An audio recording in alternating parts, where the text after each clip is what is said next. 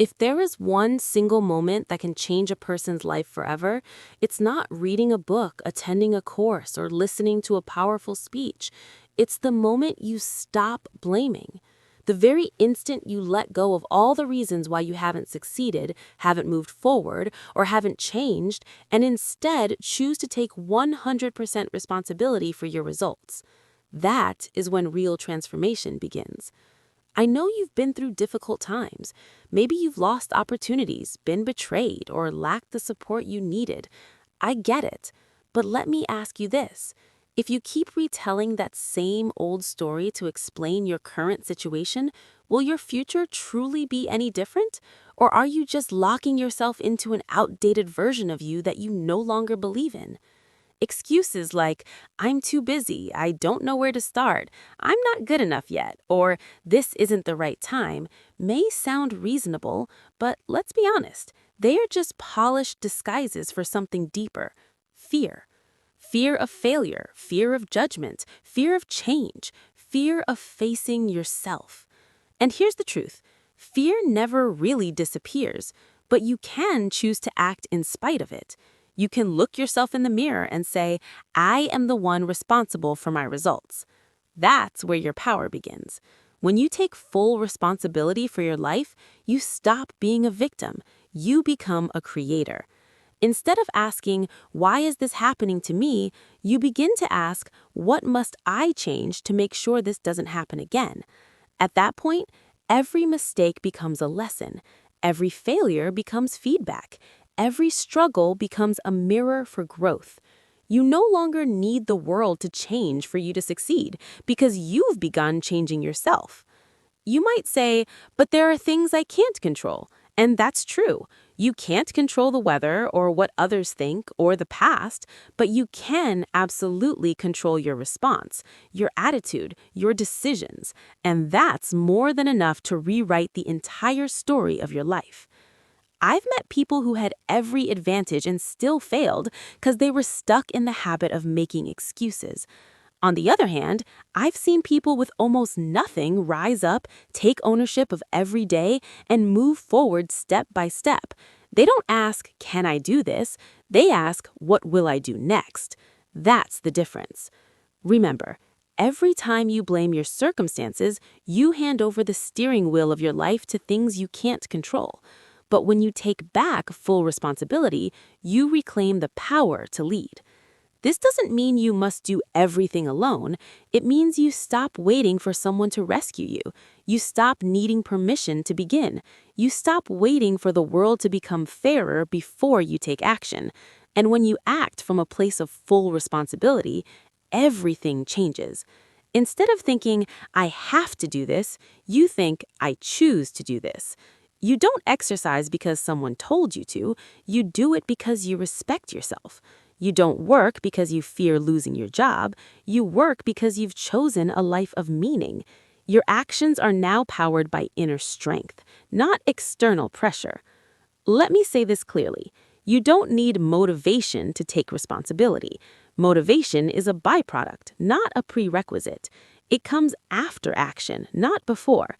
When you clean the room you've been avoiding, when you send that email you've been delaying for a week, when you stand up and begin to change even one small thing, you're building motivation from your own commitment. And stop waiting for perfection. You will stumble, you will make mistakes, you will get lost at times. But if you keep getting back up and say, I'm responsible, you will never truly fail because you're playing the long game. And in that game, the only way to lose is to stop playing. Start asking yourself daily, what excuse am I using to delay what I need to do? Am I waiting for someone else to change so I can live more easily? Am I blaming the weather, my job, other people, or even my past just to avoid owning today? And after you've answered with radical honesty, erase every excuse. Get up, do the next right thing. No inspiration needed, no waiting for a better tomorrow, just action right now. The sooner you break the habit of excuses, the sooner you'll free yourself from old limits. The faster you take full responsibility, the faster you take back full control of your life. And one day, as you look back, you'll realize every great change began with one decision. The decision that you would stop blaming, that you would stop making excuses, that you would rise and write the next chapter of your life with your own hands, your whole heart, and relentless action. If you've ever wondered why some people reach mastery in their field while most remain average, the answer isn't natural talent. It lies in something deceptively simple: deliberate repetition. And I say this not to sound poetic or cliché, but because I've witnessed it, lived it, and guided many people toward becoming their best selves through a single principle. Repeat the right thing over and over until you master it without even thinking. You may be enthusiastic about something once, but only when you commit to doing it every day, even without the excitement, do you begin to approach mastery. Because a master is not someone who was the best from the beginning. A master is someone who didn't stop at the 10th try, who didn't quit on the 50th attempt, and who kept going even after the 1,000th repetition. Repetition is where real training begins. Ordinary people act when they feel motivated, but the extraordinary, they act even when bored, tired, or uninspired. They understand that emotions are fleeting, but skill is forever. You cannot expect real progress if you do something only a few times and give up.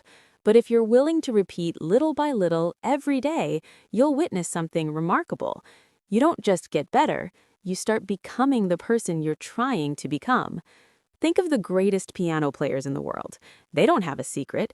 They've simply repeated finger movements, scales, and entire pieces for thousands of hours until their bodies no longer need to think. That's not genius. That's muscle memory. That's unconscious precision. That's a nervous system reprogrammed through deliberate repetition. And I want you to understand this. When you repeat an action, you're not just building a skill, you're reprogramming your identity. Every time you take an action, you embed it deeper into your subconscious. Repeat it often enough, and it becomes a reflex. And when action becomes reflex, you no longer need motivation to move. That's the ultimate advantage of those who persist. The average person retreats when the process becomes dull. The exceptional person understands that boredom is a sign something great is forming. When you do the same thing over and over until every detail becomes sharp and refined, you don't break through with a sudden explosion, you evolve through increasing precision. Remember, repetition is the most patient and most ruthless teacher. It spares no one. You can't trick it, but if you stay with it long enough, it will give you something no classroom ever could: unshakable confidence. Real confidence doesn't come from wishful thinking or bold declarations. It comes from having done something so many times that self-doubt no longer has space to exist. I've met many brilliant, talented people who never got far because they didn't stick with repetition. They tried a few times, didn't see results, and walked away. Meanwhile, the most successful people I've ever known chose one thing and repeated it until they reached near perfection. That's what made the difference. If you're feeling discouraged, if you're asking yourself, is it worth it? I want you to return to the core truth. Every skill, every habit, every ounce of confidence begins with small repetitions, and the more you repeat, the closer you get to the most excellent version of yourself. Don't wait until you're good to start repeating. It's the repetition that makes you good. Don't search for inspiration from the outside. Let each action be a step in reprogramming your mind, affirming your identity, and strengthening your belief. And if it feels hard, remember, you don't have to do everything at once. You just need to do one small thing every day. One push-up, one written page, one vocal warm-up, one practice drill, just one thing repeated every single day without quitting. That is how you build a foundation for lasting mastery. I won't tell you this path is easy, but I will tell you it's the most certain. While others wait for opportunity, wait for inspiration, wait for a miracle, you will be quietly reprogramming your destiny through repetition. Look at the reality. The winner is not the one who starts with an advantage. The winner is the one who never stops repeating the right thing until the results become inevitable. You don't have to be fast, you just have to be consistent. You don't have to do more, you just have to repeat steadily. Let each day be a brick, and soon you'll have built a result others only dream of. Repetition is the secret of the masters, and now that secret belongs to you. The only question left is, are you willing to repeat the right thing until you become extraordinary? There will be moments when you want to give up. Days when you wake up and everything inside you screams, I'm tired, I can't keep going. It's not because you're weak, it's not because you lack motivation, it's because the path of personal growth always winds through the roughest turns where you're forced to confront yourself. And right there, in that exact moment when you feel like quitting, your reaction will determine the entire course of your future. I felt it too, sitting alone in silence, wondering if my efforts were worth it, if anything would truly change, if I was even on the right path. But then I realized those moments when you feel like stopping aren't signs that you should stop, they're signs that you're getting closer to a breakthrough. You see, no one who's ever succeeded hasn't wanted to quit at some point. No one who's reached greatness hasn't doubted themselves. The difference lies here. The people who move forward even just one step are the ones who cross the fragile line between still trying and already quit. When you're exhausted, what you need isn't a reason to keep going. What you need is a quiet moment to return to why you began. Sit down, take a deep breath, and remember, why did you start this journey? What stirred you to change? What vision of yourself once lit the fire within you? That memory, your original reason, will hold you steady even when your spirit feels like collapsing. It's also possible that you're in the blind zone of progress, a place where you're doing everything right, working relentlessly, but the results haven't surfaced yet. Like planting a seed, you water it daily, yet the soil remains still. Don't confuse silence with failure. Every major transformation begins quietly underground. In moments when you want to quit, remember this. No one sees your progress until you break through, and that breakthrough only comes to the one who stayed, to the one who held on a little longer, to the one who chose not to walk away. Train yourself to build an anti-quitting reflex. When your mind starts repeating phrases like, I can't do this, I'm too tired, maybe later, learn to observe instead of obey. Those are just emotional waves, not truth. You don't have to act on them. Instead of asking, how do I get motivated again? Ask, what's one small thing I can do today to stay committed? Maybe it's 5 minutes of reading, 10 minutes of exercise, one email, one call, just one thing. Do that, and you'll realize action is the way out of crisis. Understand this. Adversity doesn't show up to stop you. It shows up to test how serious you are about your goal. The exhaustion will pass, so will the doubt. But if you give up, you'll have to start over again. And those endless, unfinished beginnings, is what keeps most people from ever reaching the finish line. If you've made it this far, you deserve to. You deserve to experience consistency. You deserve to witness how far you can go if you stop quitting on yourself. There's one thing I always remind the people I mentor. Quitting is a habit, but thankfully, so is continuing, and you get to choose. Every time you persist, even a little, you're breaking the old pattern of giving up that's been holding you back for years. And then, one day, when the next challenge comes, you'll smile, because you'll know you've already survived moments far harder than this. Confidence won't be a slogan, it'll be a living truth inside your mind.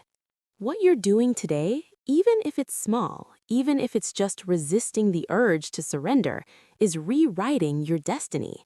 The more you endure in hard times, the more you forge a powerful weapon no one can take from you, the character of someone who doesn't give up easily. No one wins every day, but the real winners are the ones who refuse to quit on their worst days. So if today you feel like giving up, just pause. Don't act. Just wait. Don't decide anything while tired. Tomorrow you'll be stronger, and then you'll thank yourself for not giving up. There's a strange truth that few are willing to accept. Success doesn't come from giant leaps. It comes from small, steady steps, often boring, often invisible, repeated every single day. I say this with full conviction because I've lived it and I've watched thousands of others rise out of stagnation through one small win every day.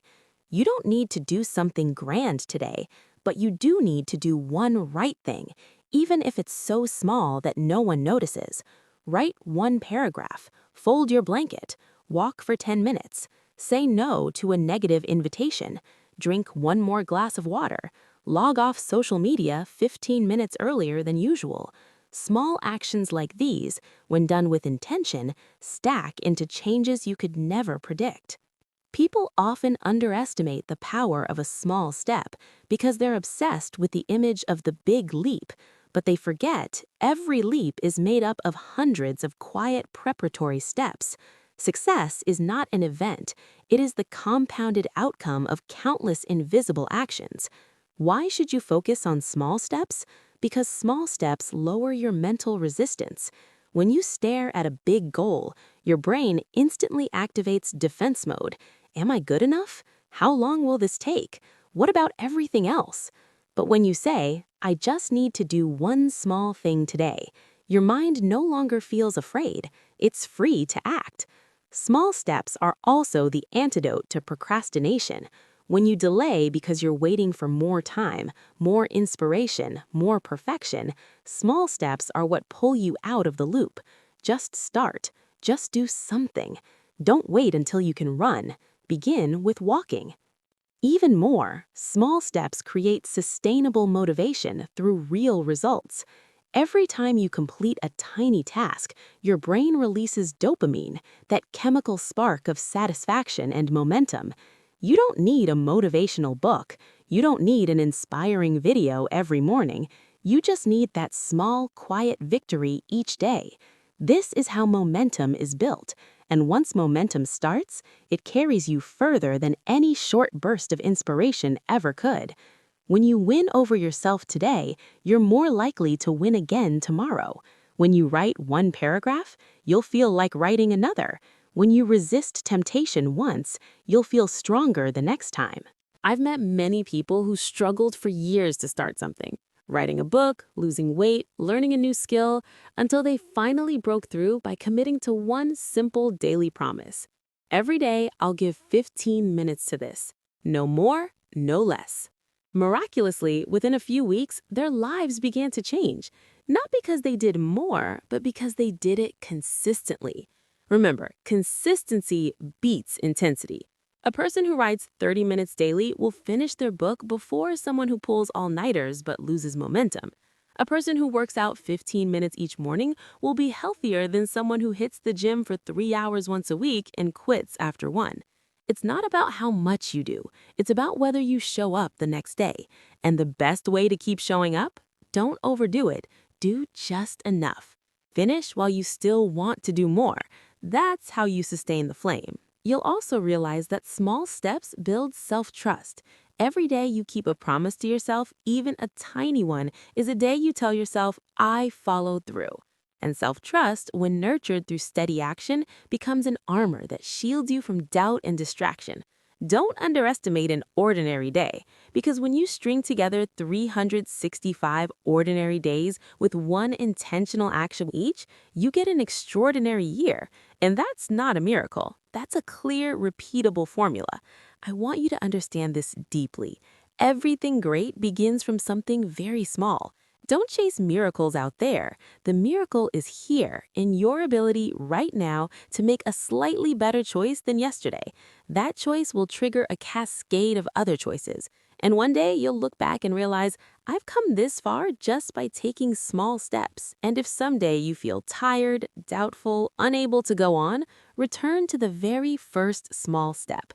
You don't have to change the world, just clean your desk, just turn off your phone notifications, just stand up and walk for 5 minutes. Today's small win is the seed of tomorrow's big victory.